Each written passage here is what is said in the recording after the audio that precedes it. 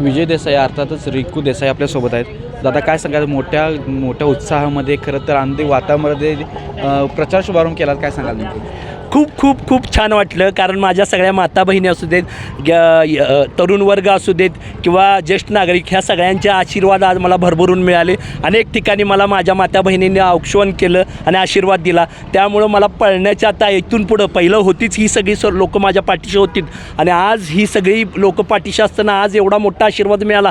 त्यामुळं मला कुठल्याही प्रकारे अजिबात काय आता त्याच्यात हे नाही की माझा विजय हा नक्की आहे. 9 वर्ष बघतो की रिंकू देसाई एक नाव रिंग रोडमध्ये चर्चेत असतं कायमस्वरूपी.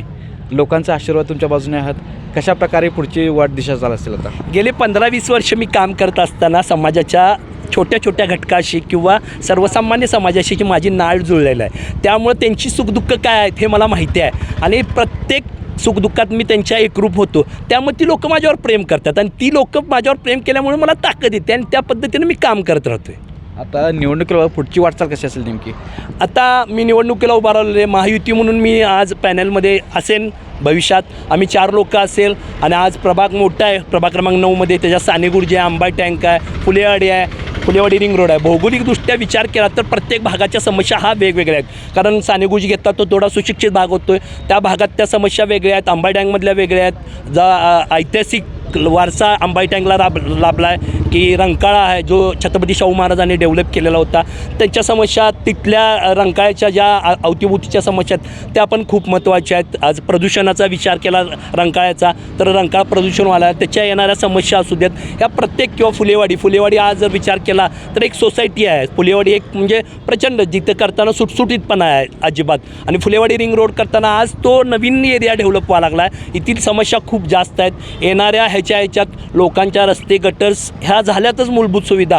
कारण भविष्यातला विचार केला तर सिनियर सिटीजनांना विरंगुळा केंद्र असू देत, महिलांना सबलीकरणासाठी असू देत किंवा जिम असू देत किंवा आणखीन भरपूर समस्या आहेत की बाबा तरुण वर्गांना जिम असेल, या खूप गोष्टी आहेत ज्या डेव्हलप करताना आपल्याला खूप त्याच्यात लक्ष घालायला लागणार. आणि मी एक सर्वसामान्य कार्यकर्ता आणि खमक्या कार्यकर्ता असल्याकारणाने मला स्वतःला माझ्यावर एवढा विश्वास आहे की मी काही असू देत, लोकांनी मला आशीर्वाद दिला आणि मी सभागृहात गेलो तर येणाऱ्या प्रत्येक गोष्टीशी माझ्या भागात विकास काम करत असताना प्रसंगी कोणीही असू देत, मी माझ्या भागात विकास काम व्हावं ही माझी प्रामाणिक इच्छा आहे आणि त्या पद्धतीने मी काम करत राहीन.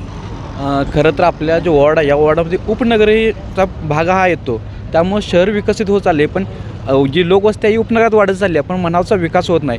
यासाठी उपनगरासाठी काय वेगळं काय प्लॅन आहे? उपनगरासाठी नगरविकास खात्यातून जो निधी असतो आहे, म्हणजे प्रत्येक आता 42-17 असतो आहे किंवा आणखीन भरपूर निधी आहे, त्या निधीच्या माध्यमातून आज एकच मी नाव सांगतो आहे, कारण अग्रवृत्तांचं असू देत ह्याच्यातून येणाऱ्या महायुतीच्या, आता सत्ता ही महायुतीचीच असणार आहे, त्यांच्या माध्यमातून मी हा विकास काम उपनगरासाठी जो विकास लागणार तो खूप अभ्यास केला मी अंदाजपत्राचा, त्याच्यातून मी हा विकास काम आणणारच. आणि माझी सभागृहात पण त्या पद्धतीची मांडणी असणार की बाबा उपनगर, आज शहर डेव्हलप होत असताना शहरात खूप वेळा एकावर एक रस्ते होत गेलेत, उपनगरात अजून तुम्ही बघताय परिस्थिती कशी आहे, त्या पद्धतीनं उपनगराला जास्त निधी मिळेल या पद्धतीनं मी ते प्रयत्न करीन. बाबा माझा प्रश्न मांडताना त्याच पद्धतीनं असेल, बाबा माझा भाग मोठा आहे, उपनगर आहे, उपनगरात आज तागायत विकास व्हायला नाही आणि त्या पद्धतीनं बजेट मागताना मी त्या पद्धतीनं उपनगरासाठी बजेट मागणार, 100% खमका म्हणून मागणार.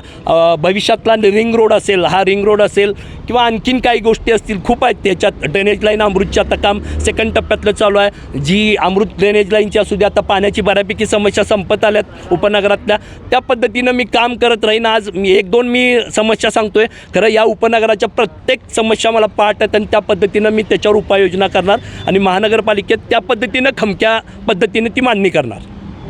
खरं तर 2 दिवसापूर्वी एक सभा घेतली होती, मी त्या सभेमध्ये भूमिका स्पष्ट केली, 2 दिवसात भूमिका स्पष्ट करतो म्हणून सांगितलं होतं. आता तुझी भूमिका स्पष्ट आहे का आणि नेत्याकडून काय आश्वासन मिळालेत? 100% मला उमेदवारी मिळणार, ती महायुतीतली असेल. मी आत्ता पक्ष सांगणार नाही. खरं माझ्या कार्यकर्त्यांचा जो बळ आहे माझ्या पाठीशी किंवा सर्वसामान्य लोकांची जी माझ्या पाठीमागं ताकद आहे ती माझ्यासाठी खूप महत्त्वाची आहे. त्या ताकदीच्या जोरावर मी आत्तापर्यंत आलो आहे. 15-20 वर्ष कुठलंही पद नसताना मी विकास काम करत आलो आहे आणि शक्य नाही की 15-20 वर्ष एखाद्या सामान्य कार्यकर्त्याच्या पाठीशी एवढी मोठी जनता राहत्या, हे माझ्यासाठी माझं भाग्य समजतो आणि त्या जनतेचं मी आभारी मानतो. खरंच दादा तुम्हाला पुढच्या भविष्य वाटचालीच्या हार्दिक शुभेच्छा. पाहिलं तर हे उपनगर आहेत या ज्या समस्या आहेत सोडण्यासाठी मी खमक्या पद्धतीने या मैदानात उतरलो आहे आणि येणाऱ्या भविष्यकाळामध्ये रिंकू देसाईंना उमेदवार मिळेल देखील आणि ते विजयी देखील होतील असा विश्वास त्यांनी यावेळी व्यक्त केला आहे. लाईव्ह मराठीसाठी सलमान जमादार, कोल्हापूर.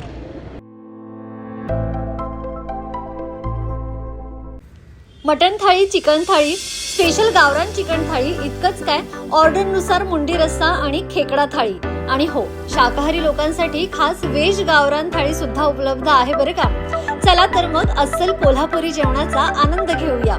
आजचा बेत फक्त रानवारा रिसॉर्ट मध्ये. संपर्क 9209761353. पत्ता कोल्हापूर पन्हाळा रोड, केरले, मानेवाडी.